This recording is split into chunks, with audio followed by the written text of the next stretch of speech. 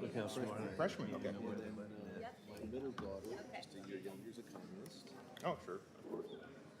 That's how we all start, right? Oh, gosh, Brad. Ladies and gentlemen, welcome and good morning. The Subcommittee on the Middle East, North Africa, and Central Asia of the Foreign Affairs Committee will come to order. The audience is reminded that any disruptions will result upon a gavel of the suspension of anyone who disrupts the meeting, and the Capitol Police will remove anyone who disrupts the meeting. With that in mind, the purpose of the hearing is to discuss the President's fiscal year 2025 budget request for the State Department's Bureau of Near Eastern Affairs and USAID, which we all appreciate, both bipartisan. With this in mind, I now recognize myself for an opening statement. The last few years have seen monumental events and shifts in the Middle East and North Africa. The historic Abraham Accords were a tremendous accomplishment by the Trump administration toward a stable and prosperous Middle East. With our allies and partners, there was tremendous progress toward normalization and extraordinary prosperity. Those partnerships have never been more critical. On October 7, 2023, the world watched as Iranian terrorist puppet Hamas murderously slaughtered Israeli citizens. Hamas perpetrated the largest single attack on the Jewish people since the Holocaust. War criminal Putin, the Chinese Communist Party, and the terrorist regime in Tehran have escalated their common goals, the destruction of democracy around the world. This new axis of evil has worked to undermine global security by stealing critical natural resources, disrupting global supply chains, and as we've seen by the Houthi attacks of shipping lanes, they face sadly minimal consequences. Yet this administration has not shown the necessary leadership to get the world through the crisis, much less reestablish deterrence, which is so critical of our adversaries. Sadly, the President pausing at least one and threatening to delay more critical weapons shipments to Israel is a sad example. Instead of ensuring Israel has the tools it needs to eliminate the threat of the Hamas terrorists, this administration prioritized the construction of an unnecessary pier in Gaza that, according to the Department of Defense, isn't even helping aid the people in need. America needs a clear and consistent policy from the United States to counter the Iranian-backed terrorist puppets and the proliferation of missiles and weaponized drones. This policy must include strengthening regional air and maritime defense cooperation and fulfilling arms sales with related security agreements without delay to ensure our partners and allies' security needs are fully met. The intentions of Hamas are extremely clear. They made it very clear in the goals of their charter of August 18, 1988, and I quote, Article 7, "The day of judgment will not come until the Muslims fight the Jews, killing the Jews. Then the Jew will hide behind stones and trees. The stones and trees will result into the last Jew behind a rock come and kill him." End of quote. This administration has led countries across the region to question America's longtime commitments to the region. The United States leadership vacuum was publicly underscored by the recent murder of 3 American troops, Sergeant William Jerome Rivers, Specialist Kennedy Layden Sanders, and Specialist Breonna Alexandra Moffett. When the Iranian puppet Hezbollah killed American citizens, sadly, the administration chose to half-heartedly, if at all, to respond. And I particularly identify these are Army reservists from my neighboring state of Georgia, and I served in the reserve myself. And it's just horrifying to think that 3 persons were killed by Hezbollah and 40 others were injured. The American people deserve better than this when we continue the pattern of the administration. And just this week, I was grateful to have a phone call with the very dedicated and dynamic family of the late Dr. Kamal Maz. Dr. Kamal Maz was an American psychologist who was murdered by the criminal Assad regime in Syria after being kidnapped by the regime in 2017. This administration has not made any statement of condolence or condemnation of the criminal Assad regime for killing a Syrian-American citizen. But sadly, the administration did issue condolences for Ibrahim Raisi, the butcher of Tehran, who was single-handedly responsible for the murder of tens of thousands of Iranian civilians. This juxtaposition clearly shows where the administration has chosen to side, unfortunately, with dictators. It's time to reevaluate the U.S. relationship with Iraq. The Iraqi Popular Mobilization Forces are working against the best interests of the United States and democracy. I am grateful to have had an amendment to the NDAA yesterday on this topic, designating a report on the malign influence of the PMF and their collaboration with the regime in Tehran. I'm grateful that my two oldest sons, Alan and Addison, have served in Iraq to liberate the people of Iraq, and so I have, again, a special interest for the people of Iraq that they have a bright future, and it can't be with the Iranian influence. Finally, the United States continues to be the most generous nation in the world with regard to international aid. However, the weaponization of international aid through diversion by dictators and terrorists is a widespread problem that must be confronted. Steps must be taken to ensure aid is not diverted to dictators and reaches organizations such as the White Helmets, which actually work to help the people of Syria. I'm grateful that my amendment to the National Defense Authorization Act yesterday passed unanimously to prevent normalization of the mass murderer Assad. The world is currently engaged in a global conflict that we did not choose. Dictators with rule of gun on one side, beginning with the invasion February 24, 2023 by war criminal Putin, and democracy and rule of law on the other. Today, all eyes are on the Middle East, and we look forward to hearing from you how you plan to promote peace through strength and budget for the year. Thank you, witnesses, for your time. And now I'm so grateful we have with us today, back in his rightful place, the ranking member, the gentleman from Minnesota, Mr. Dean Phillips, for his opening statement. Thank you, Mr. Chairman, for the kind words and your leadership. And just a reminder to all of us and all of you and anybody who might be watching that this is a committee dedicated to diplomacy and to peace, not to war. We are here to identify tactics, provide resources, inspiration, and strategies to end bloodshed. And I know I speak for every single one of my colleagues, Democrats and Republicans, when I say that any child in this world, Jewish, Muslim, Christian, Buddhist, agnostic, who loses a life in war is one child too many. I want to thank Assistant Secretary Leaf and Deputy Assistant Administrator Pryor for being with us today. And clearly the world has changed considerably since our last hearing less than a year ago. Discussion about strengthening U.S. engagement in the Middle East, countering Russian and Chinese influence in the region, and promoting regional integration and economic growth have been supplanted by the appalling bloodshed in both Israel and Gaza. The Hamas terror attack of October 7th claimed 1,200 Israeli lives and 253 hostages, including Americans. I want to reiterate that. Americans continue to be held hostage in Gaza by a terror organization, with approximately 134 remaining in captivity today. And many of the women and girls killed or held captive have been subject to the most incomprehensible, disgusting sexual violence imaginable at the hands of Hamas terrorists.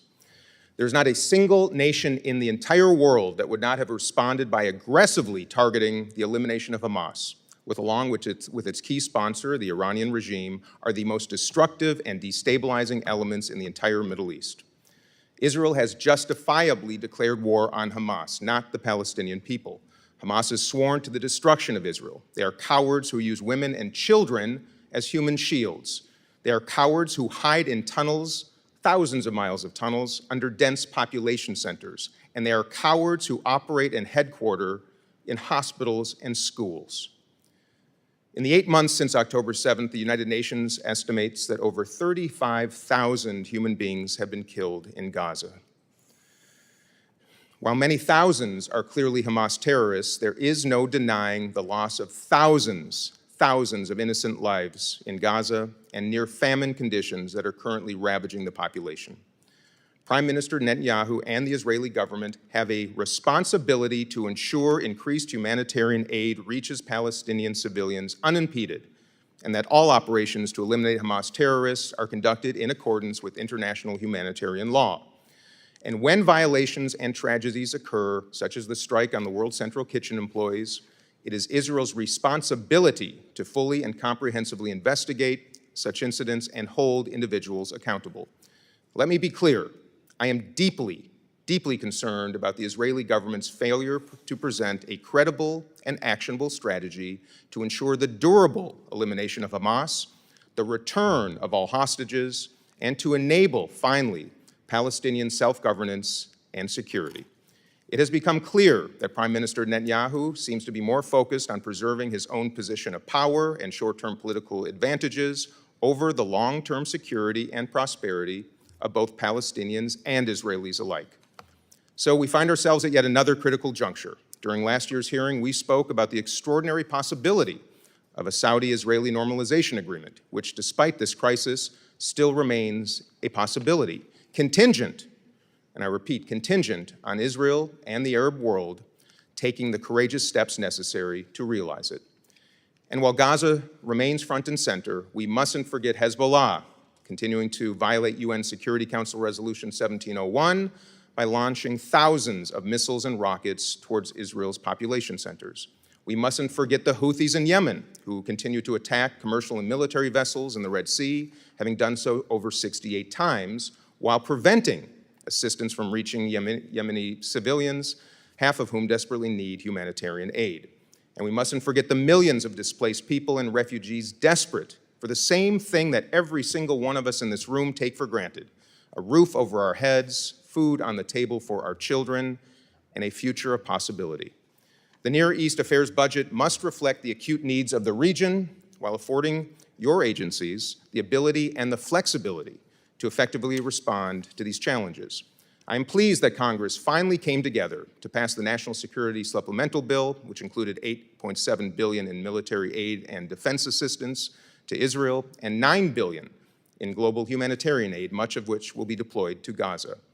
I also urge your continued focus on repatriation and reintegration efforts for ISIS families in refugee camps like El Hol and Raj in northeast Syria, and your commitment to working to address the humanitarian and security conditions inside those camps. We also must address democratic backsliding in Tunisia and push back against President Said's authoritarian rule and his continued destruction of institutional checks and balances, arrests and targeting of political adversaries, and silencing of the media and civil society. And finally, we must continue to encourage the selection of a Lebanese president, long overdue, who can unite the country, promote transparency and accountability, and finally put the interests of the Lebanese people above individual enrichment and outside influence. Lebanon is facing a horrific economic crisis, a refugee crisis, and a Hezbollah crisis. We cannot address these things without a legitimate government in place. Most of all, thank you to both of you, our witnesses, to your teams, for all the extraordinary work that you do every day on behalf of the United States of America and humanity. With that, I yield back, Mr. Chair. And indeed, thank you, Congressman Dean Phillips. And it's somewhat sad we're in the final months of Congressman Phillips serving in Congress. He's going on to bigger and better things in the future, but he shall be missed. But you can tell his passion and his background is so appreciated in a bipartisan way. We are pleased to have as distinguished witnesses today the Honorable Barbara A. Leaf, the Assistant Secretary for the Bureau of Near Eastern Affairs at the Department of State, and Ms. Jeanne Pryor, the Deputy Assistant Administrator for the Bureau of the Middle East at USAID. We want to thank you for being here today, and your full statements will be made part of the record, and we will keep the spoken remarks to 5 minutes in time so that we have time for members to ask questions. And I now recognize Assistant Secretary Leaf for the opening statement. Chairman Wilson, Ranking Member Phillips, members of the subcommittee, thank you for inviting me here today to testify on the President's FY 2025 budget request for the Middle East and North Africa, which remains a region which remains of vital importance to U.S. interests. While the Israel-Hamas conflict and escalation by Iran and its proxies complicate our work, the administration is fully committed to leading the collective action necessary for a secure and stable region responsive to the needs of its people. Diplomacy is the best means to address the issues at hand, and your support will undergird our vigorous diplomatic engagements to advance U.S. interests and contest strategic competitors seeking to exploit post-October 7th instability.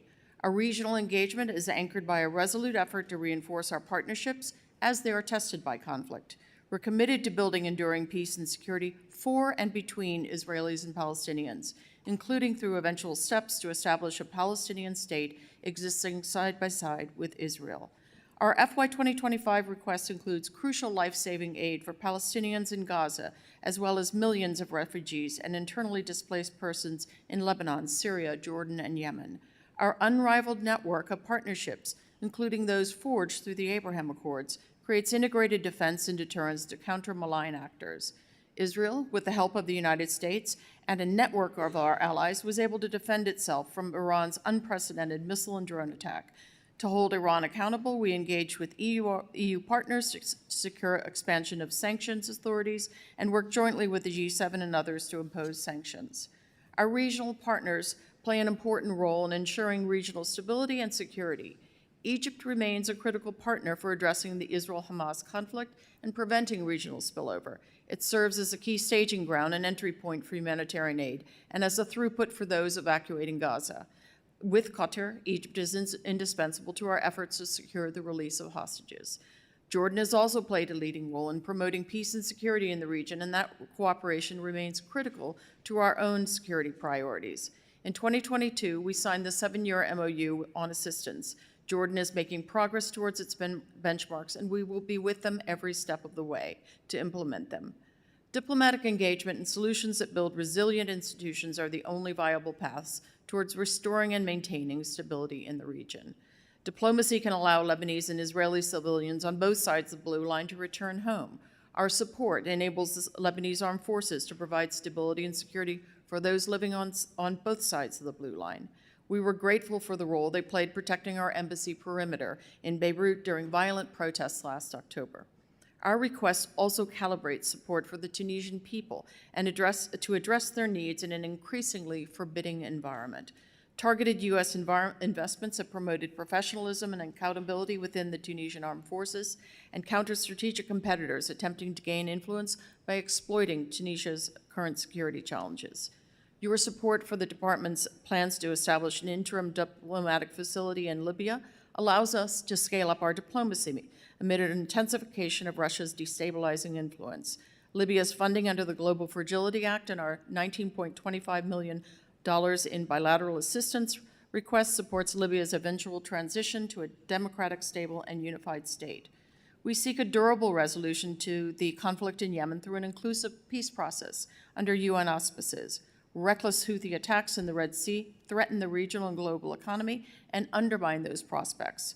The $41.6 million in Yemen request advances our priorities of lasting peace in Yemen and economic security for the Yemeni people.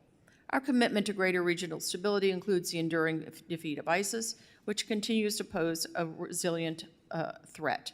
With funds raised through the coalition and continued support of Congress, we can address and resettle families from El Hol and Roj camps and provide stabilization to foster resilience in local communities. A key U.S. priority is fostering a stable and sovereign Iraq, integrated regionally and with the global economic system. Our work with Iraq to diversify and grow its economy and develop real energy independence helps the Sudani government deliver better opportunities for the Iraqi people, and that includes an inclusive state for Iraq's religious and ethnic minorities. While events in the last year have injected dramatic dynamics into the Middle East and North Africa, our commitment to the region remains steadfast. The department is committed to supporting our partners, working together to address shared challenges. Thank you for the opportunity to testify on the President's budget request. And I want to close by thanking the subcommittee for your continued support for our efforts in the region. And I want to give a shout out to my staff in the field and the staff in the NEA Bureau who've helped me prepare for this today. Thank you very much, Assistant Secretary Leaf. And we now recognize Deputy Assistant Administrator Pryor for your opening statement. Chairman Wilson, Ranking Member Phillips, and distinguished members of the subcommittee, thank you for inviting me here to testify today at this incredibly difficult time in our region. We all know that the Middle East and North Africa are at a critical inflection point. Hamas's abhorrent attack on Israel and the ongoing conflict in Gaza have taken center stage across the globe. The challenges of the moment offer an opportunity in which the relatively modest amounts in our fiscal year 2025 request might play an outsized role in shaping a peaceful and prosperous future for the region.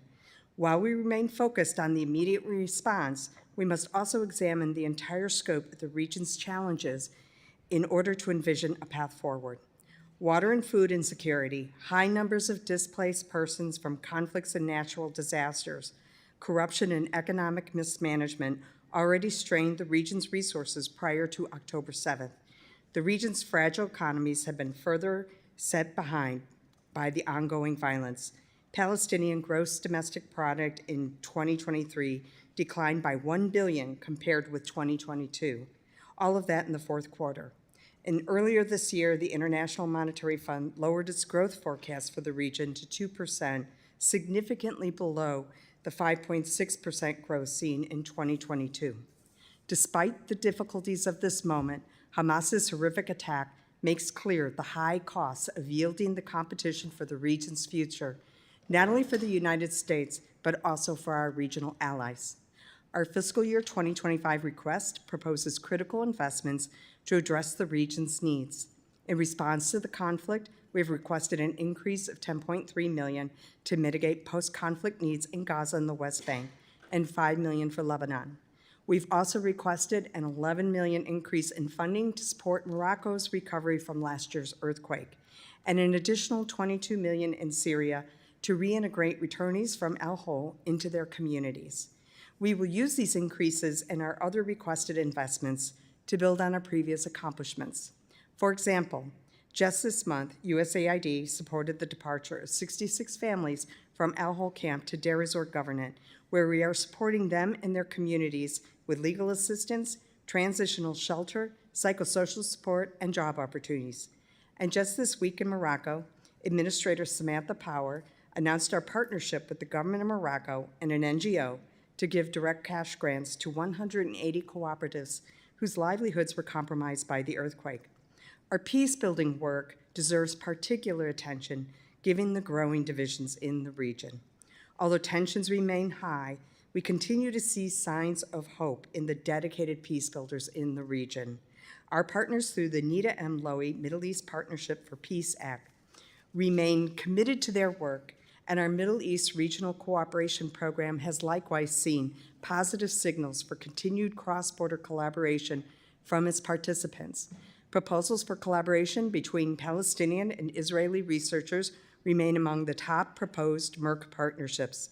Our fiscal year 2025 request continues funding for these critical activities to continue the work of building enduring peaceful ties between Israel and its neighbors. Despite the numerous regional challenges, space remains to influence the trajectory of the region. The region's young population will play a critical role in shaping their future. We must invest in helping these young people develop a Middle East and North African region that is integrated into the global economy. With the funds requested, we will not only empower the people of the Middle East and North Africa to forge a more promising and prosperous future, but also ensure security for America and its allies. Thank you. Thank you very much, Ms. Pryor. And I now recognize Congressman Brian Mast, and I want to thank him. At our last hearing, he showed his resolve. He stayed hour after hour after hour, and then was the last person to be able to ask a question. So today, the last shall go first. Congressman Brian Mast. I'll take your word on that, Chairman. Thank you. Thank you both for your testimony today. I've reviewed your testimonies prior to your attendance today. Secretary Leaf, my questions are primarily for you. Having reviewed your testimony, your request for budget, the discussion of post-conflict needs in Gaza, what you're requesting there, and specifically your statement in your written testimony about a two-state solution is the best way to ensure Israel's future as a Jewish and democratic state living in peace alongside a viable, sovereign, and democratic Palestinian state as part of your testimony. It's fair to say you're the chief diplomat for America over the Mideast, the top dog, as they say. That would be a fair categorization of yourself? Yes. Yes, ma'am. And turn your microphone on so everybody can hear you. Very good. So my first question, I've asked this of others before, have you objectively assessed your pursuit of a Palestinian state?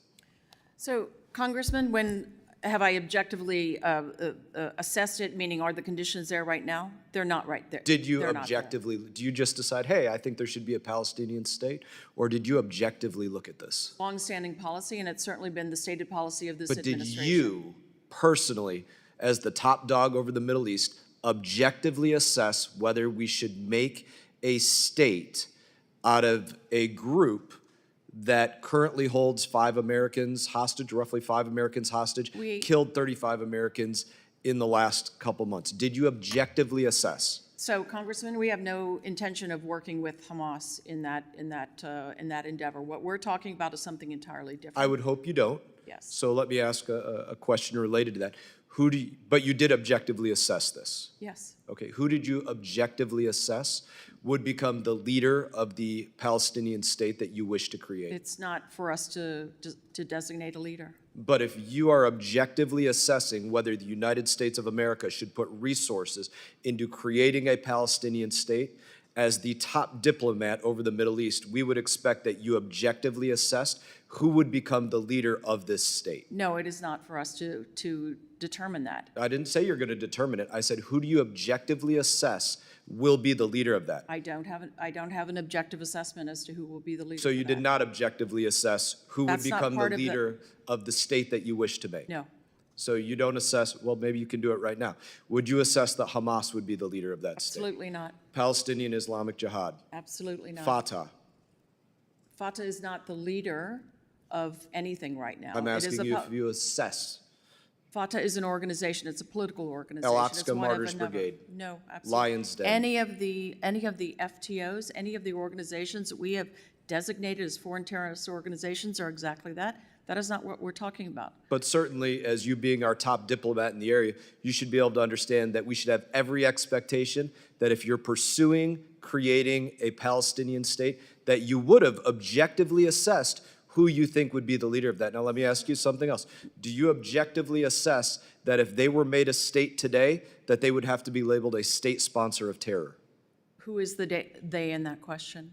A Palestinian state. Were a Palestinian state created prior to October 7, would it be a state sponsor of terror today? It's a theoretical question I can't answer. Would you label them a state sponsor of terror A today? theoretical question. Now you're just acting like Especially one people in do the in past. D.C. Would you label them a state sponsor? Do they meet the Who is the they? requirements? Well, their government is Hamas. No, if you're talking about Hamas, I've already answered that But question. that They is their are government.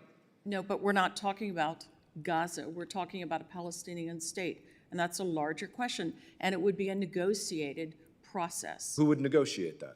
The U.S. would offer its good offices to negotiate between the parties. So we would negotiate it, but it's not up to us to think about who would be the leader of that Palestinian Never state? in the You should not past objectively designate, we assess have that? never in the past designated leaders in the guise of such negotiations. Okay, so I don't think what you're saying exactly adds up here, that you wouldn't assess who would be the leader of this Palestinian state. For the Palestinians to determine. But the we're not Palestinians talking- determined this in the past, But- and they determined Hamas would be their leadership. So- Polling after polling shows they would choose The Hamas as their PLO leadership. is the recognized representative of the Palestinian people.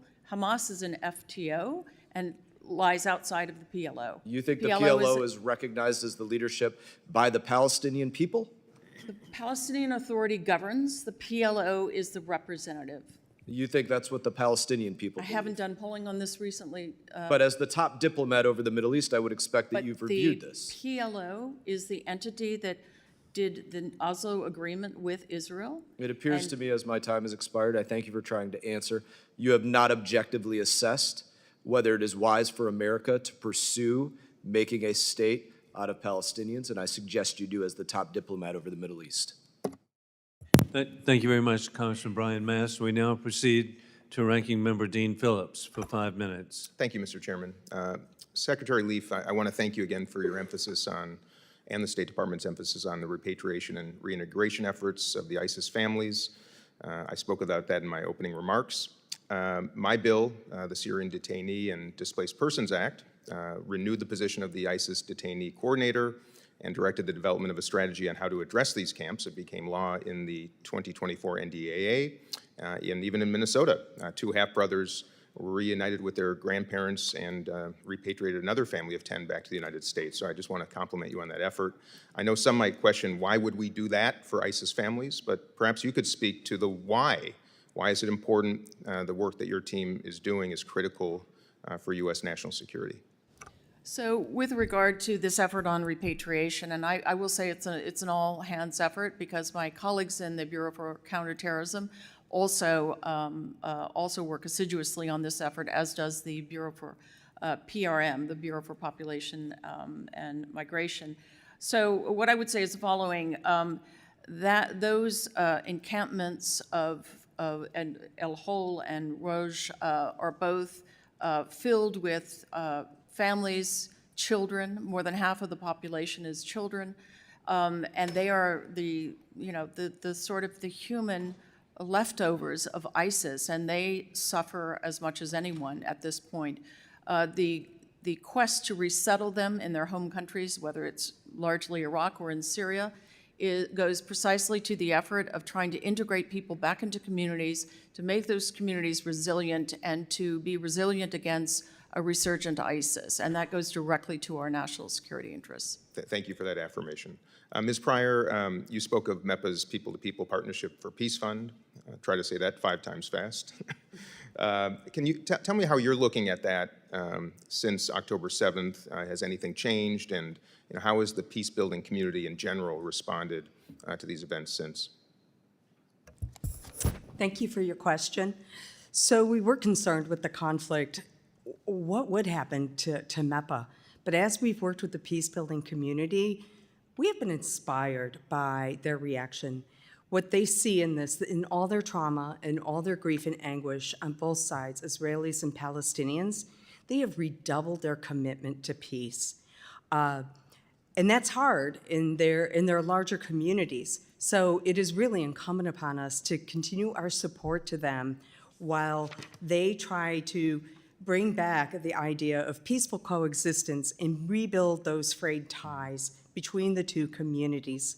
I was very pleased that when we put out our most recent solicitation, that we got nearly 100 applications. And so there's clearly still a commitment and a desire now more than ever to find ways for peaceful coexistence. Thank you. I hope so. Thank you. Back to you, Secretary Leaf. Many of us are concerned about settler violence in the West Bank. It works against our aspirations for peace. I was encouraged by President Biden's EO imposing sanctions, I think, on 12 individuals. Can you discuss that? Has there been any change whatsoever in that activity? And if so, if you could articulate it.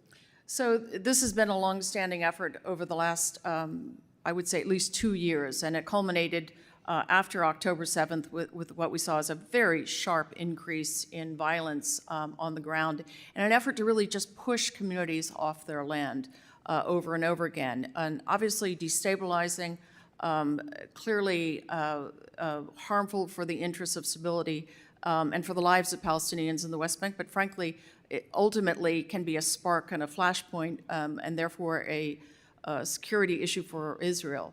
We took action to really go after those who are leading this, and this is an ongoing process. We also engaged forthrightly with senior levels, military and civilian, in the Israeli government to cease the practice of army units escorting settlers, which they were doing at that time.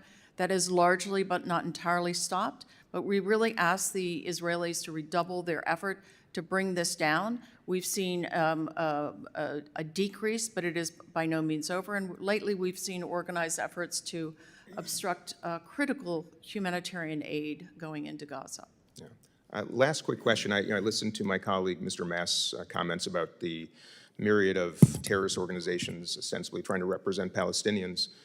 Based on your experience in the region and even recent visits, do you get a sense of aspiration amongst the Palestinian people to select, given the opportunity, to select a government that would want to make peace? So what we have found and what polling indicated on the eve of October 7th was that those who had to live under Hamas's predations, by and large, rejected Hamas. But they didn't have a vote. Hamas rules by dint of the gun, by force. It is fair to say Palestinians long for a state. Our stance is simple. It's a negotiated state. It's a state that shares the land in a sense with Israel, recognizes Israel, as the PLO did more than 30 years ago. Thank you. And with that, my time's expired. I yield back. Thank you much, Ranking Member Dean Phillips. And now I recognize myself, and indeed, I want to thank you for being here. And what a time in history! And we all we need a bipartisan manner to achieve as much as we can. That's why I expressed concern again about Dr. Maj Kamal Maz, and that he was an American, Syrian American, and we have so many people in our country who have family. They could be Yemeni, they can be Lebanese. We know Iraq, Iran.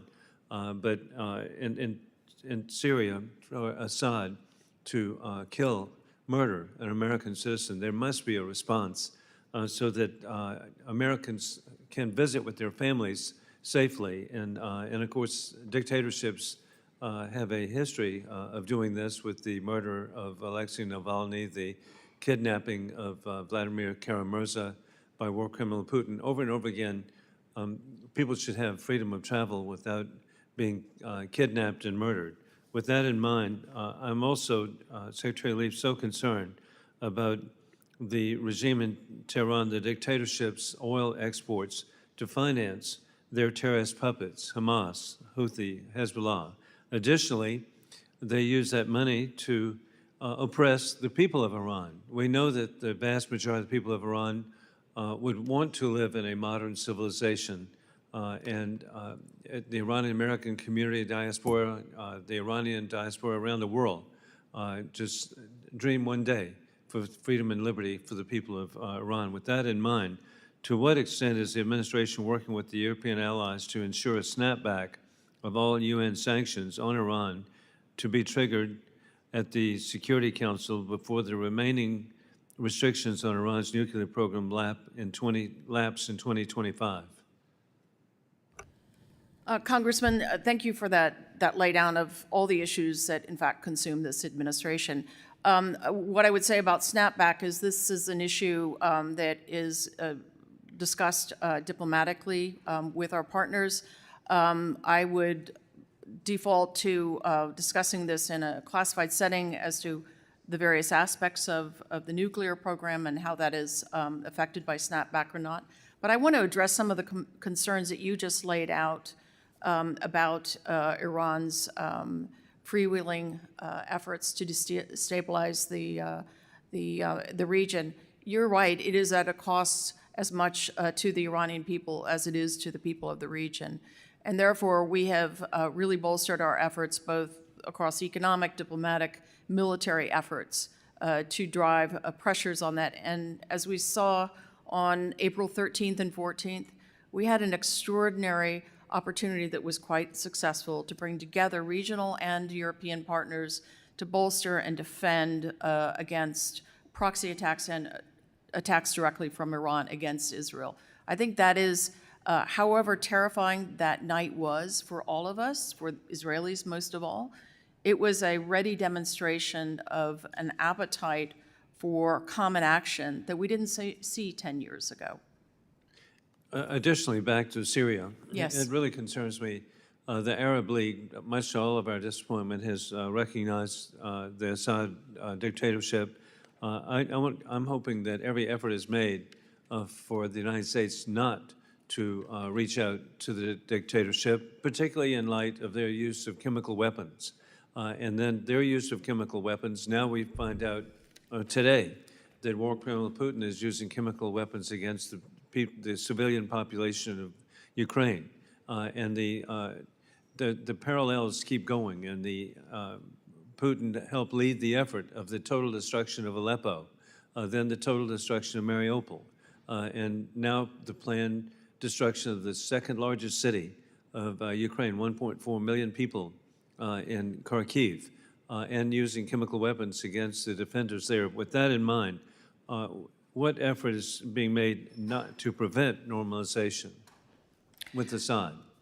So, look, I'll just remind for the record, this administration has no intentions of normalizing relations with Assad. We have, it is one of the most heavily sanctioned countries in the world, right after Iran, and we continue to look for ways to use new sanction opportunities to increase that pressure.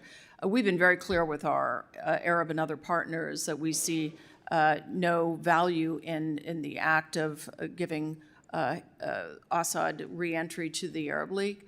It has looked like it's pretty formulaic. It does not look like he has garnered the dividends that he hoped to, but we make it very clear with our partners that there is a room, if there is no room for flouting our sanctions, and that pressure ought to be applied by them in addition to us and our European partners on this account. Well, every effort should be made, and it's just so important to have peace through strength and to sanction the dictatorships around the world so they cannot be unlimited in their conduct of mass murder and slaughter.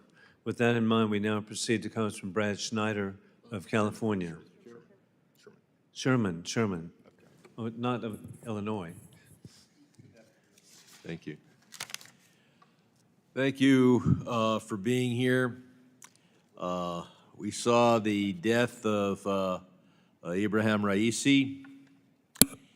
Unfortunately, the Security Council decided for a moment of silence in mourning his death. And while we feel for the families of every human being, few have murdered as many thousands of people. I want to talk about some brave Iranians who now face the death penalty for speaking out for a women's women, life, and freedom movement and for democracy in Iran. That includes rapper Tomaj Salehi, who became an outspoken voice of protest. On April 30th, he was sentenced to death by 2 judges, neither of whom have been sanctioned by the United States. And so I hope you'll jot down as one of your items to do to see whether these 2 judges should be sanctioned. Since then, 2 more dissidents, Faudar,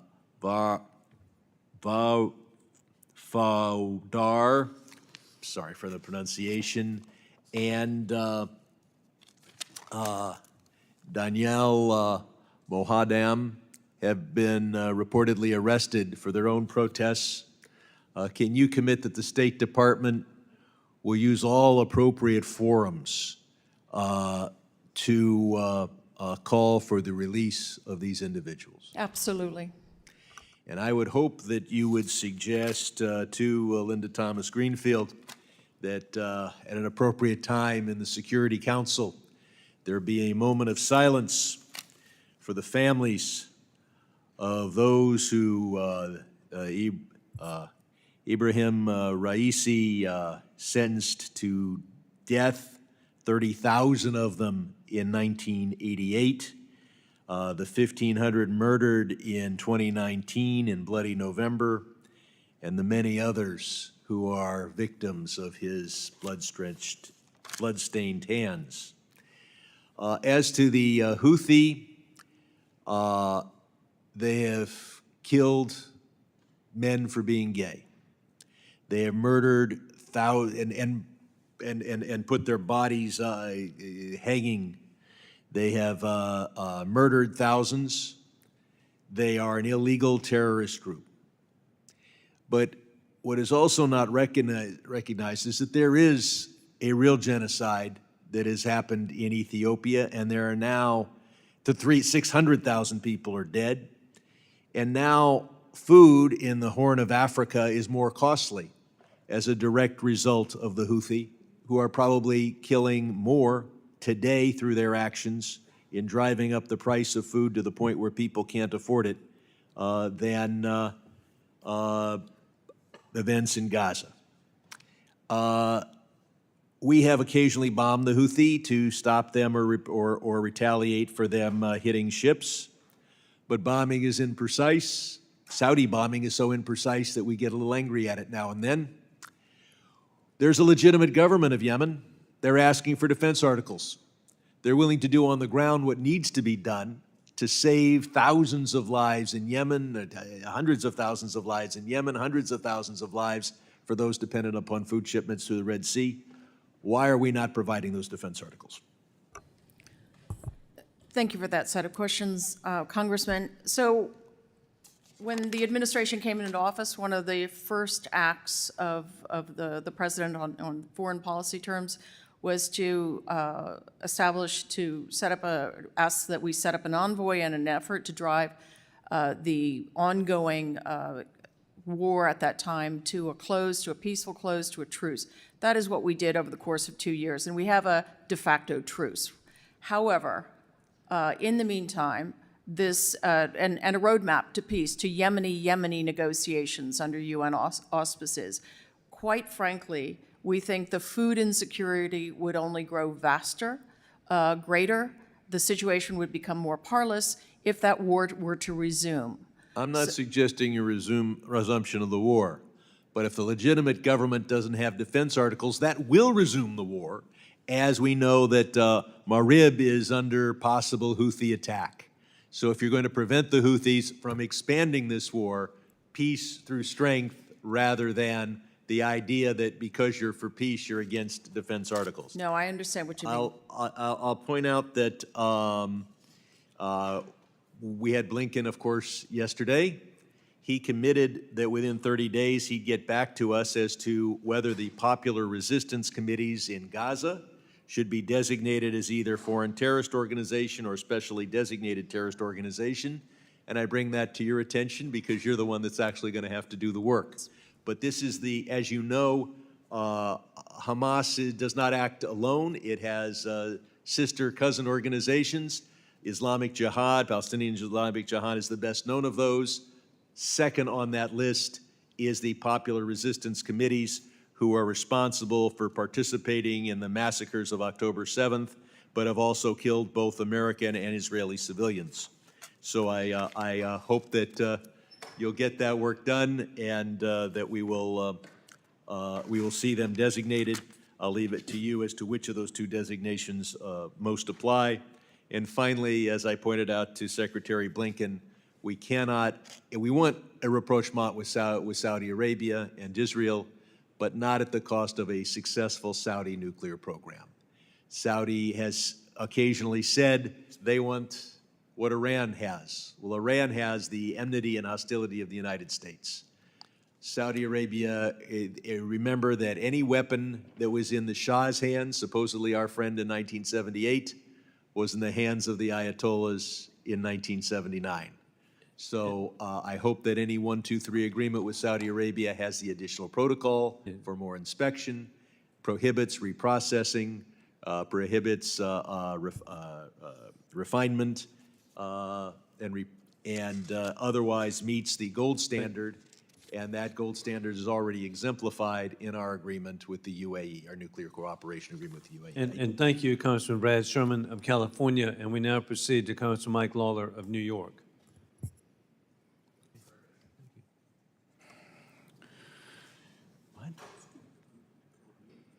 Yesterday, I asked Secretary Blinken if the administration was implementing the SHIP Act and the Iran-China Energy Sanctions Act, which were signed into law as part of the supplemental last month.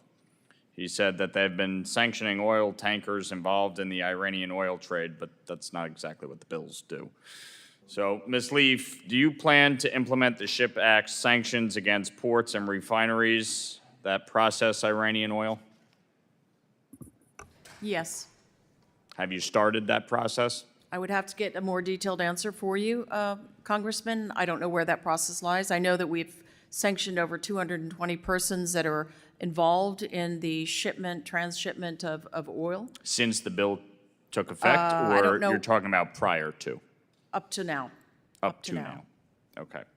Well, up to now, Iranian oil sales are up $88 billion since Joe Biden took office. So I would say what you're doing up to now has not been effective.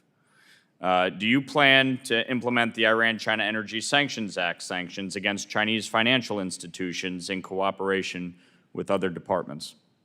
We will carry out the law, Congressman. Okay, but to your knowledge, it has not yet started. I will get back to you on that. Okay. Last year's NDAA included my bill to create a special envoy position at the State Department to prioritize and expand the Abraham Accords. What steps has the State Department taken thus far since that bill took effect? We do not have an envoy, and we were, however, that said, we had a whole set of staff working on normalization issues all the way up through October 7th. That work will continue apace when the conditions are right. As you know, we have had a specific set of normalization efforts underway as regards Saudi Arabia. The National Security Advisor just reported out on those discussions between Saudi Arabia and the U.S., and then his briefings to the Israeli government. Okay, so just to be clear, within the NDAA, there was a provision to create the special envoy for the Abraham Accords. And to date, what has been done to enact that? We do not have an envoy. Is there a short list? Is somebody pulling together a list? Not that I'm aware. So the administration has no intention of filling this position? No, I did not say that. I said we do not have an envoy at this time. So this was signed into law in December. When do you anticipate that this process will get started? I can't answer that today. I'll be happy to get back to you. That's disturbing. Ms. Leaf, the ICC is an absolute abomination. Do you agree that the ICC has an anti-Israel bias? Well, I think we spoke very clearly over the last couple of days about this, that it was a shameful equivalency that was drawn between the acts of Hamas and the Israeli leadership. I think the President and the Secretary have been very clear on this point. Okay, I can't answer a larger question about, do you think there's an anti-Israel bias at the ICC? not in a position to judge that. Okay. Do you agree with Senator Schumer that there should be regime change in Israel? The administration is not fostering regime change anywhere, including in Israel. So you don't agree with Senator Schumer's That's demand that there is a be decision regime change? totally for the Israeli people. Okay. Do you agree with Nancy Pelosi when she said that Benjamin Netanyahu should resign? That is a decision for the Israeli people. So you don't agree with Nancy Pelosi? I do not. Okay.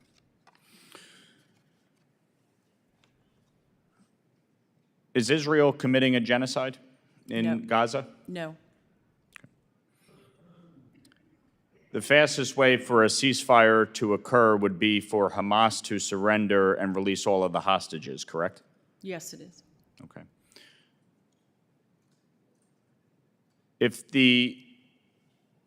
And you agree that Iran and Hamas's stated goal is to wipe Israel off the face of the earth, correct? Yes. Yes, it is. Okay. So knowing that, why did the administration withhold weapons to aid Israel despite Congress approving the delivery of these weapons?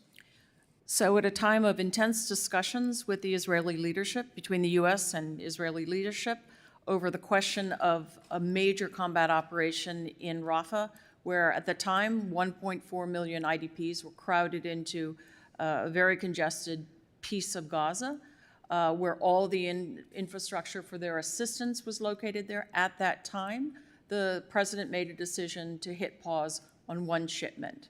so that those discussions could continue, but that those weapons would not be used in such an operation. And these discussions continue. They continue during the National Security Advisor's But you recent agree visit. that Hamas uses innocent Palestinians as human shields, correct? Absolutely. Okay. I yield back. And again, thank you so much, Congressman Mike Lawler, for your very insightful questions. And now we proceed to Congresswoman Kathy Manning of North Carolina. Thank you, Mr. Chairman. Thank you to my friends, Chairman Wilson and Ranking Member Phillips, and thank you to our witnesses for joining us today. Assistant Secretary Leaf, yesterday I asked Secretary Blinken about the alarming reports that Egypt secretly changed the terms of a ceasefire proposal, a good proposal that Israel had signed off on, which jeopardized the release, the deal to release the hostages. Can you tell us what exactly happened there?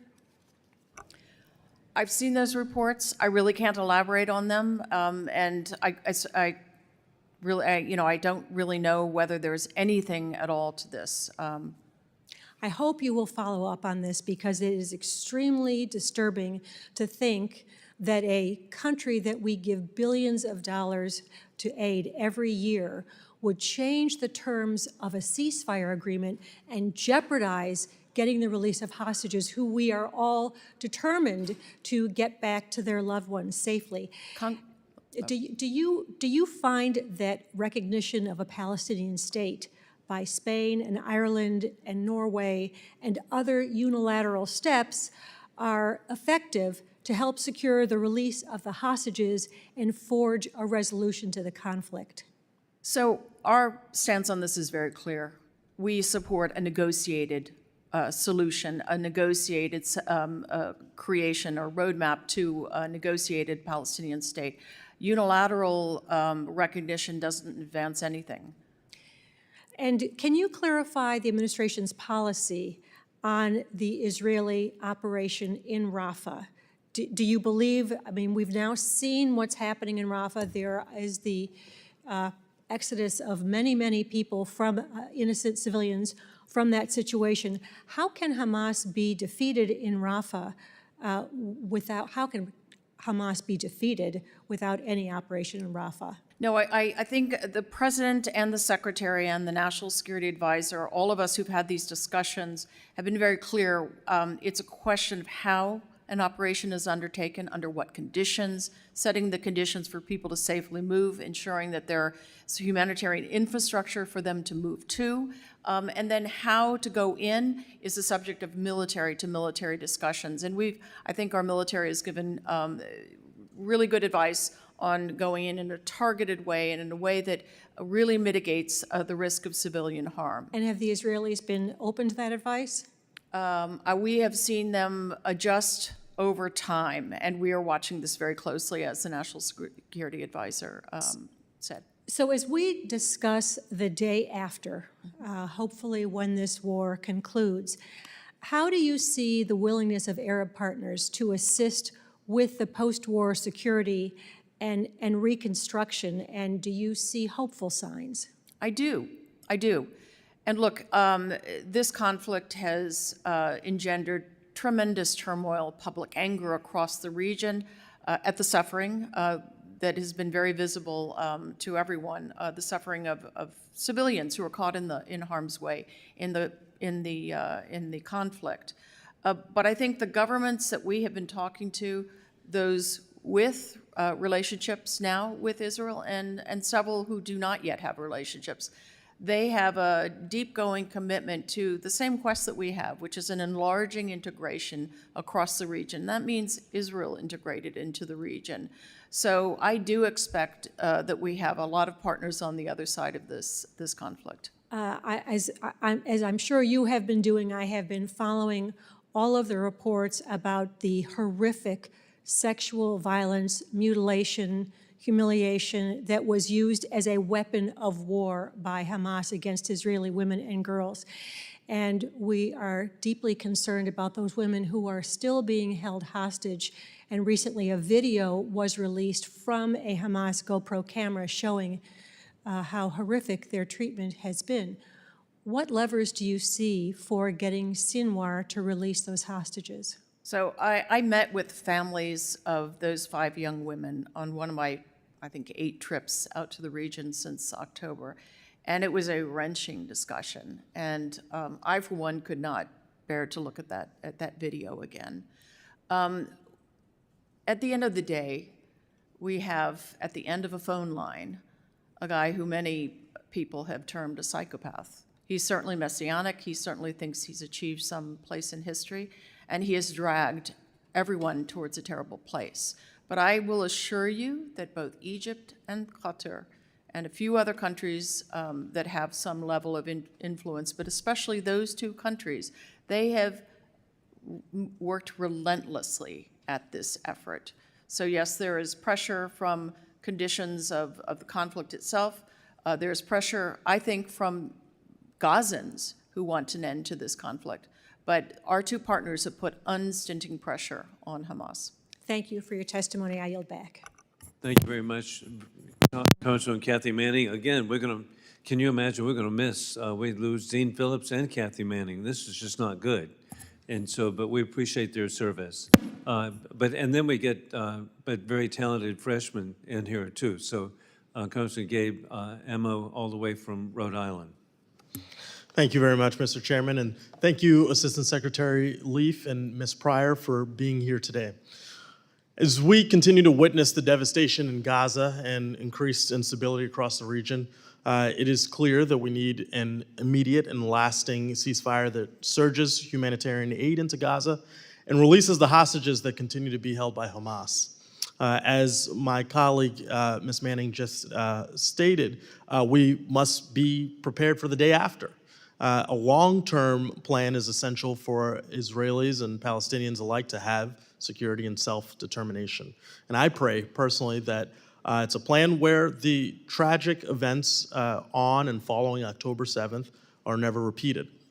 This committee, the State Department, and USAID will play an important role in the ceasefire negotiations and the long-term path to peace.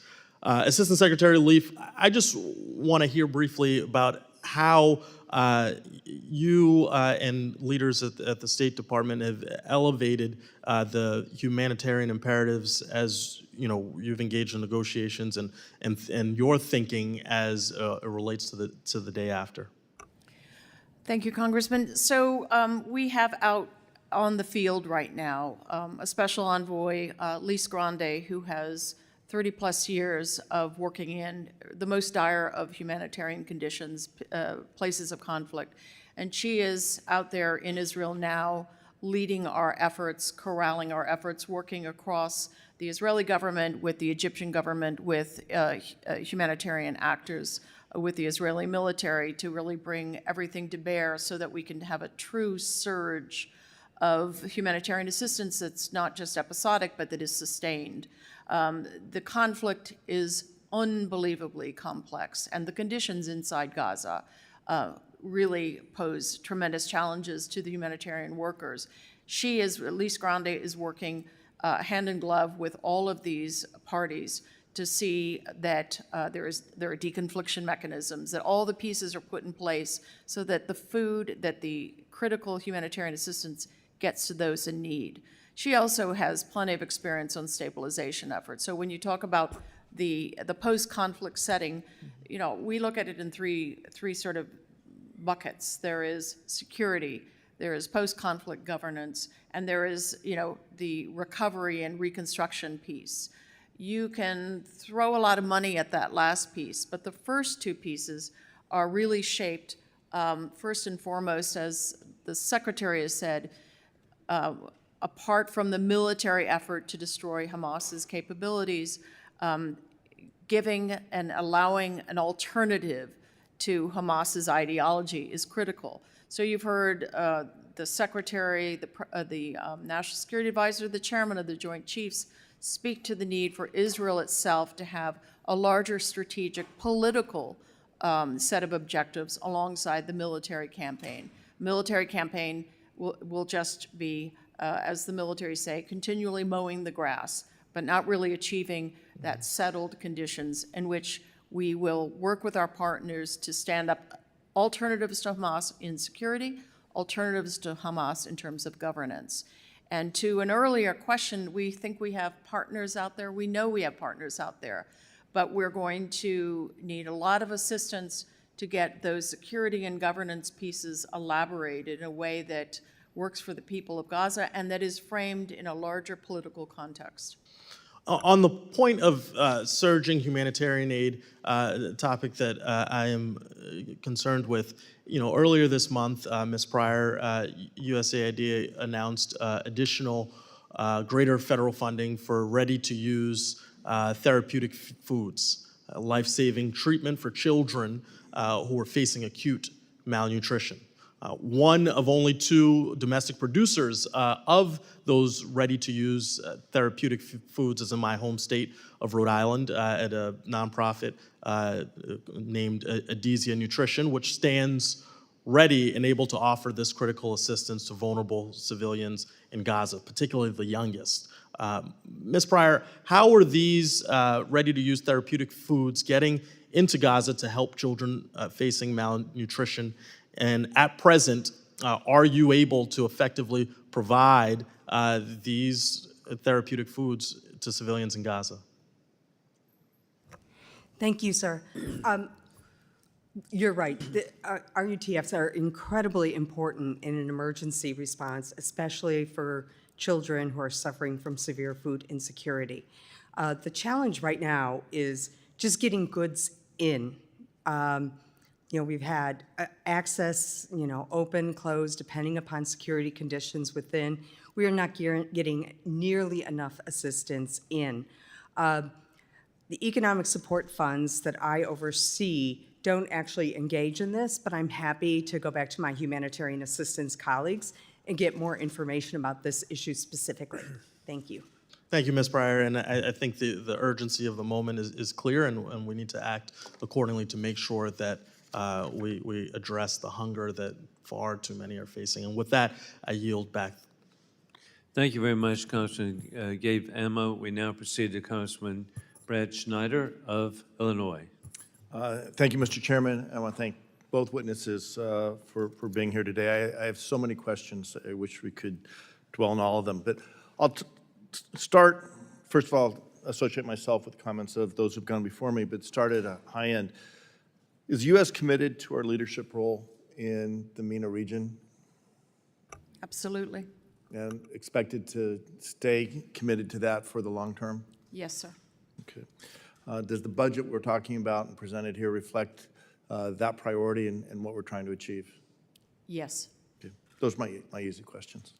I was speaking yesterday and I tried to make the point that the best way to ultimately defeat Hamas and PIJ in Gaza, Hezbollah, the Houthis, the militias in Syria and Iraq, and all of which center ultimately at Iran, the best way to do that, the most devastating defeat to these organizations would be to get on a path to peace for the region. Could both of you somewhat expand on that? I'd be happy to. It's sort of the issue that's on my mind every day. So look, what I think we saw rather horribly illuminated for the first time was the full range of proxies that have been stood up, created by Iran over 30 plus years, nearly 40 years. This has been a project of Iran's. And we who follow these things, we're well aware of that. We all are. The countries of the region feel the impact of those proxies on their sovereignty, on their security, stability. But this was a really rather ghastly illumination of the degree to which Iran has weaponized the issue of the unsuccessful quest for Palestinian statehood.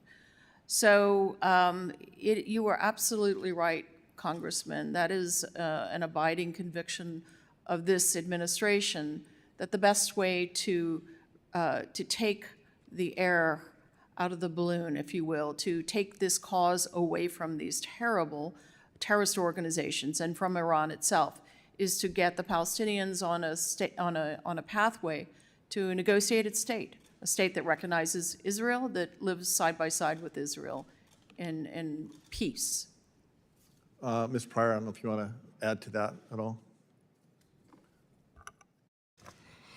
So I think we've made a number of investments over the years to support moderate voices throughout the region, and we can see the benefits of that, whether it's in Libya working with journalists who are calling out misinformation that is often by Russia, or Tunisian civil society who continue to press on the need to get back to democracy. And so I think these are, it's big bang for the buck. It's modest resources that I think over time can have an outsized impact. Thank you. Thank you. And yesterday, Secretary Blinken was asked a question about, the idea of two states. We were asked earlier about two states, but also, the status of the region before October 7th versus after October 7th. And I think the question was put in a way that in September, there was a sense that we were on a good path. We were talking about normalization between Saudi Arabia and Israel. Not everything wasn't addressed, but we were taking steps to make big positive changes. The Abraham Accords, I think, are one of the biggest reflection of that. I'm proud with my colleagues here. We founded the Abraham Accords Caucus, of which I'm one of the co-chairs. We continue to work on that. Within the Abraham Accords Caucus, we're trying to create a Gaza working group, or we have created a Gaza working group to focus on the need to bring first assistance and aid, then security and governance ultimately to Gaza. But in the context of the Abraham Accords, Tal Becker talks about this idea that both Jews and Arabs belong to the same land. Abraham Accords recognizes that. I'd ask you to expand the idea, objective assessment, if you would, of how important it is to recognize that both Jews and Arabs, Israelis and Palestinians, belong to this land, and that the path to peace is two states. So I think, it's indisputable that this status quo does not work for the status quo being 5 million Palestinians to the east and to the west of Israel in a state of everything ranging from unhappiness to frustration to rage to despair to militancy. It's a terrible recipe for militancy, for radicalization. And Israel sits squarely between these communities and against a backdrop of a longstanding longing for a state of their own. So, objectively, I can't see any other alternative. The status quo is terrible, and it's been weaponized by Iran in the most malign fashion, and it radicalizes people. On the other hand, you have a set of states, those who had longstanding relations with Israel, Jordan, and Egypt, those newcomers, or those who resumed, Morocco, but Bahrain, UAE, they retain the avid desire not just to keep up the relationship, but to deepen it, to expand it, and to see other people join that community, other states join that community. And that is the work that we are continuing to sort of keep the burners on. And with specific regard to Saudi Arabia, as I said earlier, that is a specific opportunity that we would like to leverage. It will need to be on the other side of this conflict, but I think the other side of this conflict opens up a lot of possibilities. Thank you, and Chairman, thank you for the extended time. I yield back. Thank you very much, Congressman Brad Snyder of Illinois. In cooperation with Ranking Member Dean Phillips, we now will proceed with the second round because what you're doing is so important. In fact, Ms. Pryor, I have always been so impressed by what the United States Agency for International Development has done. I always cherish my visits to Afghanistan to see the clasped hands of the U.S. and Afghan flags with a arrow leading to a school. And I'd like to point out that at that time, the sign was rusty. The significance of that meant the people liked it there because it would have been very easy to take down. And then to see little girls going to school with white scarves and little guys going to school with baseball caps, which are not indigenous to Afghanistan. And it's so sad now to know that so much of that is being reversed. But it was such a great effort, and additionally, I visited Syrian refugee camps, and gosh, what a positive experience to see how well organized. And these were half TEUs. This was not a tent. People had actually put a real effort into creating a society to see young people again going to schools, even seeing a business area being set up, small businesses, a commercial enterprise, revealing how capable the people are. But a concern I have has been the Gaza pier. It's $320 million to me. That is so irresponsible for the American taxpayers to spend that much money and then find out that the aid that's being transported is being diverted, not to the people of Gaza. And so what efforts are being made to make every effort that whatever aid there in Gaza goes to the people who need it most and not Hamas? Thank you. Yes, we share that concern. The pier is intended to be another way to expand humanitarian assistance delivery, but really, it's no substitute for the land access, no substitute. Yes, we did have a concerning incident yesterday in which some of the assistance that came off of the pier was desperate people taking it for themselves. However, I am happy to say we have been able to confirm that 2/3 of it is managed to make it through for formal, proper distribution. We are currently working with the UN and the Israelis to see what it is that we can collectively do to prevent this. I'm afraid the breakdown of social order in Gaza has been challenging, and the answer to keep desperate populations from just taking the aid off of the trucks is to flood aid into Gaza, so there's no reason to. Thank you. Well, whatever effort could be made. And of course, to me, an overriding concern, Madam Secretary, is the potential of a nuclear Iran. I'm just so concerned that the destabilization that will occur with our great allies of the region, and even more the existential threat to the people of Israel, existential to the people of the United States. They're developing ICBMs for a single reason. It's not for the weather research. It's to ultimately fulfill their dream of death to Israel, death to America. So what is being done to block in every way the stockpiling of highly enriched uranium? What's being done? Because this is existential for all of us. I absolutely agree with you, Congressman. And, you know, I don't have to repeat, but I'll just say, since 2018, when we withdrew from the JCPOA, we really lost eyes on in many ways and lost the restraints that were otherwise there on Iran.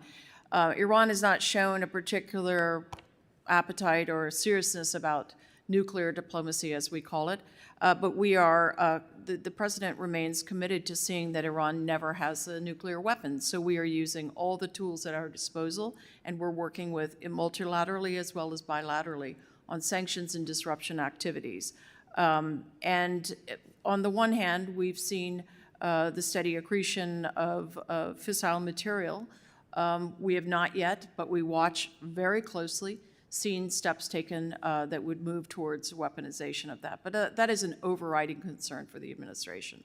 Well, every effort must be made because a nuclear Iran, to me, is with their view of Armageddon, and it's just got to be addressed. And I wish you well, but the duplicity of the JCPOA, they had no intent. That was a delaying tactic. So with that, we, again, need to be working together and showing that we do. I now recognize Congressman Ranking Member Dean Phillips. Thank you, Mr. Chair. Ms. Pryor, I want to ask about both Tunisia and Lebanon, starting with Tunisia. The zeroing out of the development assistance account is troubling. Administrator Powers, in her recent testimony to Congress, indicated the same as it relates to investing and protecting rights and democracy in Tunisia. So I welcome your thoughts on that and how we can continue to do so if we are eliminating that budget. Thank you.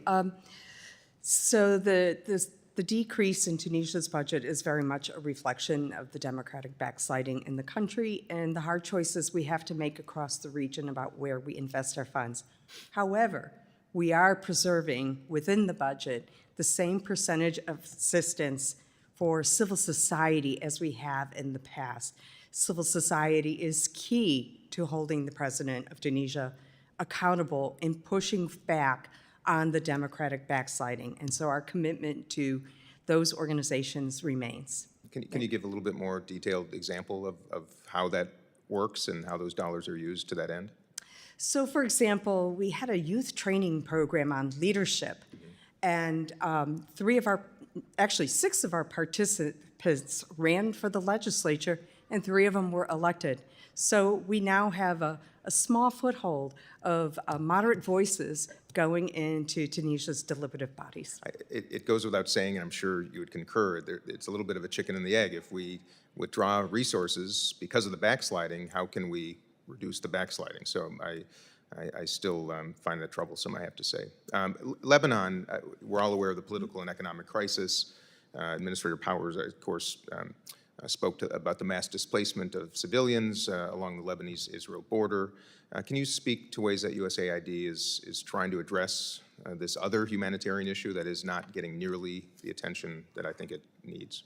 Yes, I mean, Lebanon has been just racked by a terrible economic crisis that the World Bank calls one of the worst in 150 years.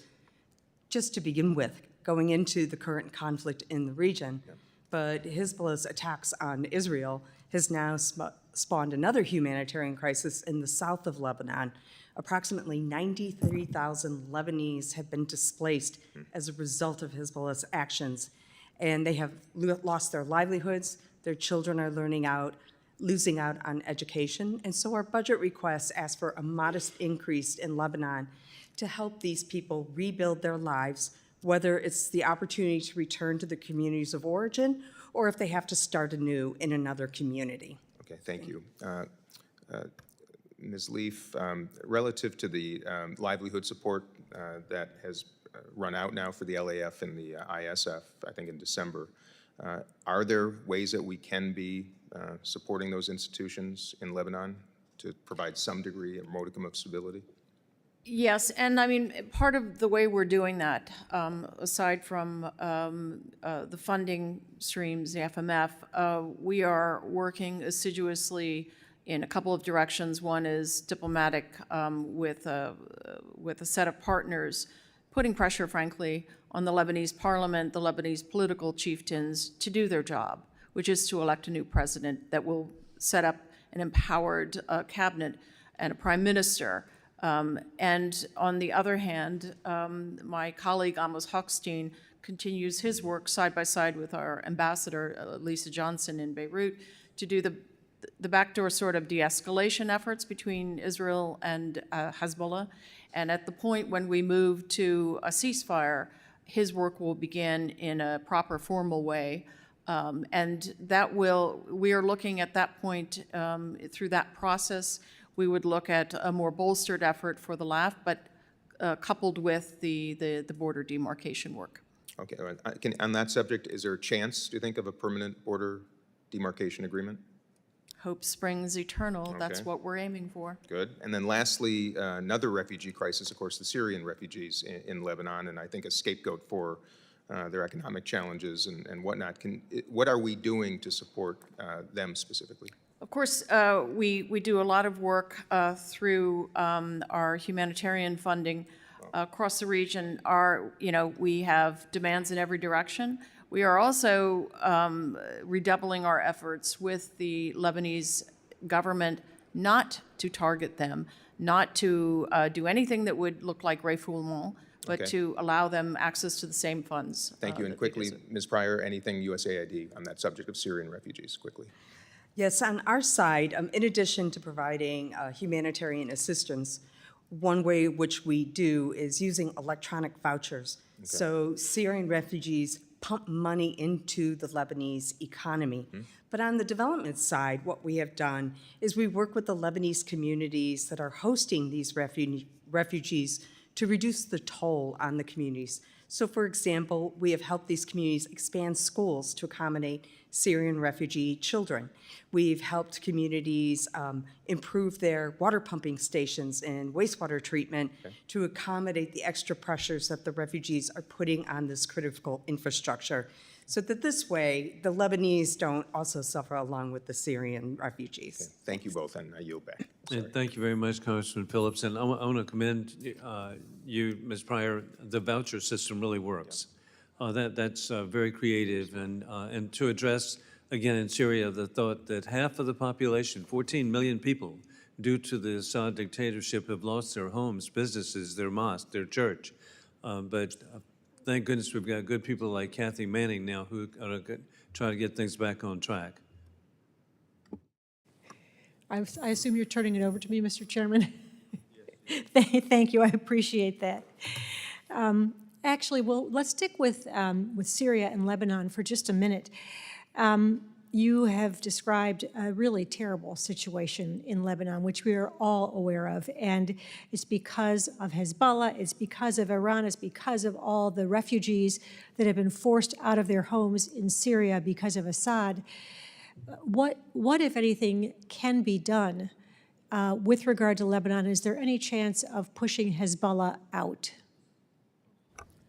Honestly, not at this time. There's no institution, there's no element of society that can come up against Hezbollah. But I think one thing that may have been missing from your litany, Congresswoman, is the responsibility of Lebanon's own politicians to put their house in order.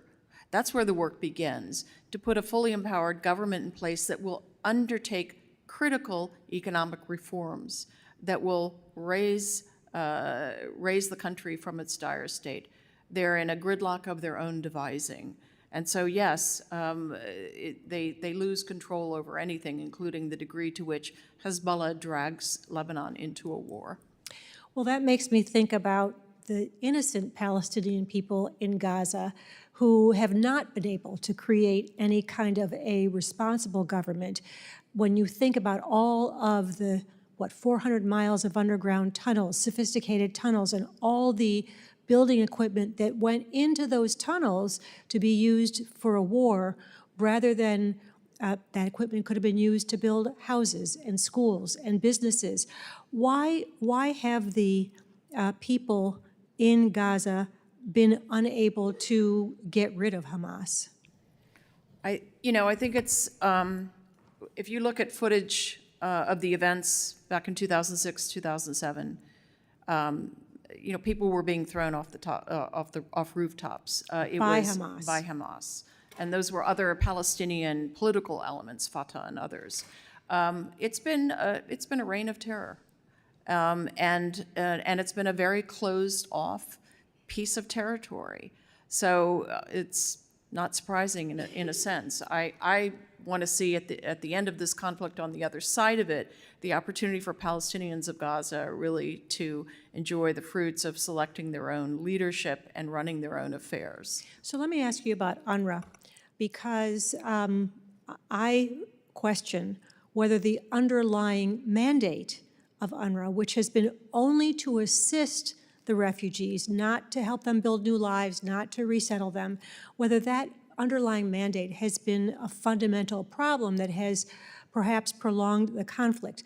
As we know, the mandate of the UN High Commission on Refugees has a much broader mandate. That mandate is actually not just to care for the refugees, but to help them build new lives. And we also know not only that is UNRWA probably the largest employer in Gaza, but UNRWA employees participated in the horrendous and grotesque October 7th attack. What should happen with UNRWA when this conflict is over? So look, I think there are a number of important investigations that will lay out the course of reform that UNRWA should undertake, that the UN should ensure that it undertake. The question of the mandate, I think, obviously is something for the UN General Assembly. It's not something that's going to be solved by member states at this point. I think the functions that UNRWA has had, the core functions it's had in Gaza in particular, there simply hasn't been another organization that has done those, taken up those functions. But has the notion that UNRWA is to provide not only food but schooling for the Palestinians removed that fundamental governmental obligation from Hamas? No, I think, I think what occurred in the events of 2007 and what's been the reality since is you've had a terrorist organization running that strip of land, and nobody could contest that. Not the people, not an organization.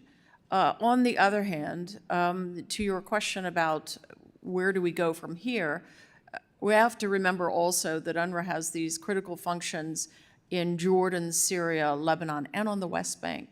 And again, we don't have another organization that can do that. And the government of Jordan cannot take on all of those obligations, nor Syria, nor Lebanon. In any case, I think the question of settling the larger question of refugees and in every country really comes back to a political process. And that's the answer. Well, I want to thank you both for all of your hard work and your service. And let me close by saying, I sure wish we were seeing protests against Hamas. Thank you. Thank you very much, Congresswoman Kathy Manning. We now proceed for our final but very distinguished member, Congressman Brad Schneider of Illinois. Thank you, Chairman. And just to get some things on the record in talking about Gaza, since President Biden spoke to Congress 2 months ago, has Israel sought to surge aid into Gaza? I'm sorry, did you say has Israel sought to surge more aid into Gaza since President Biden spoke to Congress 2 months ago? Yes. And is Israel working with the U.S. and others to deconflict distribution of aid within the Gaza Strip? I'm going to let Jeanne add to my answer, but the deconfliction mechanism is inadequate at this time.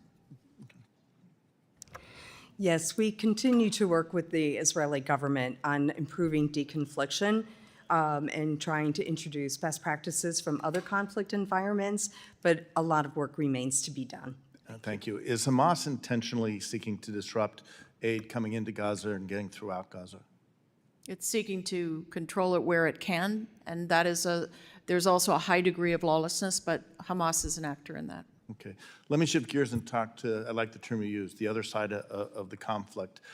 Is any progress being made on ensuring Hamas isn't able to return to control of Gaza after the conflict? It's an ongoing effort. Okay. And in discussing, there's been talk about a multinational force in Gaza, countries in the region calling on the U.S. to actually put boots on the ground. Is there discussion of U.S. troops on the ground in Gaza? The President has made clear that he has no intention of having U.S. forces in Gaza. Okay. And again, for you, Ambassador Leaf, can you talk about your bureau, the NEA's role in planning for the day after Gaza and a better future for all people in the Middle East?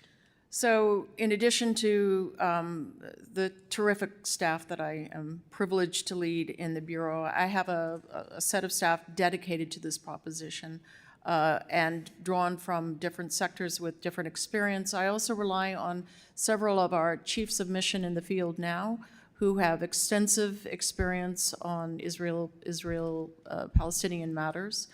So we work on this on a daily basis, and it is that team helps provide thinking and direction for the Secretary's own engagements. Thank you. Within the context of looking at the future for the region, and I asked earlier in my first round about U.S. leadership in the region and that commitment, but China is also seeking to play a role, a competitive role. Can you talk about how you are advocating within state and whether S&P or other forums to make sure that we have a comprehensive long-term strategy for the broader MENA region vis-a-vis what's going on in the world with China and Russia? Couple of things about process. Of course, we're very fortunate to have the expertise at the top of our leadership in the Deputy Secretary, Kurt Campbell. We also have China House. We have personnel overseas, including in my region, who are dedicated to the work of looking at China's engagements, activities, whether it's in the information space, economic, military, or what have you. So we have a rich sort of architecture for working on these issues. But let me just draw a contrast, if I could, in how the U.S. leads in the region versus what China is doing. On the fundamental existential issues that confront the region, Gaza, Red Sea security, attacks by Iran and its proxies, you will see the U.S. leading in all of those domains.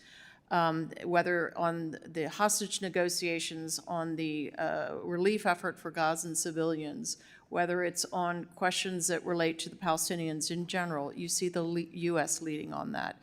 China has large and growing economic relations. China has been missing in action on Red Sea security, absolutely missing in action. And it's been missing in action on all the other fundamental critical pieces that relate to the security and stability of this region, whether it's, and it has relations with Iran, but it does not appear to use that relationship to any purpose when it comes to constraining Iran and its use of its proxies, whether against Israel or against anyone else. And by the way, I'm not aware that the PRC has ever condemned October 7th. Thank you. And lastly, as we finish, start where we began, the hostages. There are 128 hostages still in Gaza, including 8 Americans. We know that more than 30 are deceased. We assume 5 of the Americans are still alive. We've already mentioned it, but I want to emphasize the urgency of rescuing these hostages and doing everything we can to rescue all the hostages, including the American 8. There's reports of ongoing sexual violence. There was a video released yesterday that showed the capture of 5 of these women, and with permission of the chairman, I'd like to be able to show that video now. Absolutely. Without objection. Thank you.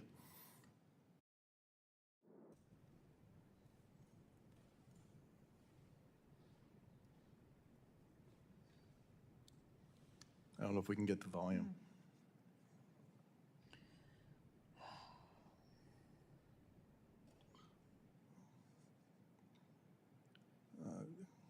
Since there's no volume, I will narrate, but this is a video of Hamas terrorists on October 7th. This is video taken from the cameras of Hamas found in Gaza by the IDF as they were operating in Gaza. These are 5 women soldiers. The video has been edited because they're not showing the many dead bodies that are included in this film. It's taken over a period of 2 hours. And what's heard or being shown in the words is the terrorists talking to these women. At one point, it's overheard one of the terrorists saying, these are our prisoners, we can't impregnate. These women are still being held in Gaza. I think you can imagine the importance of bringing them home. You see in this video horrific images of bloodied prisoners, clearly who have been beaten by their attackers.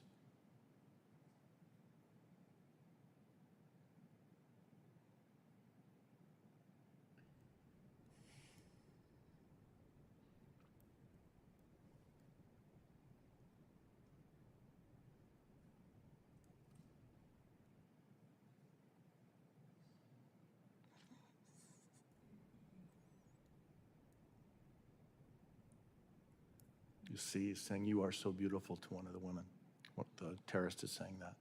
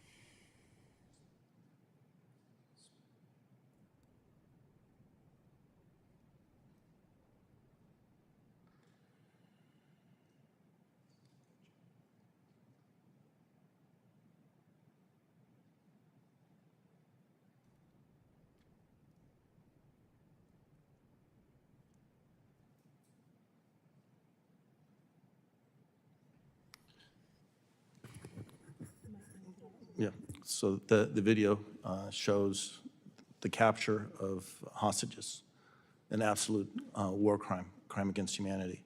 These women are still being held. We assume they're being physically abused, sexually abused. I had the privilege of seeing Sheryl Sandberg's movie, Silence After Screams. Sexual violence should be condemned anywhere. It is unfortunate that in this case, not only is it being ignored, it's being denied. I think you can see from these pictures. I hope we do everything we can to get all these hostages home as soon as possible, including the American aid. And with that, Mr. Chairman, I yield back.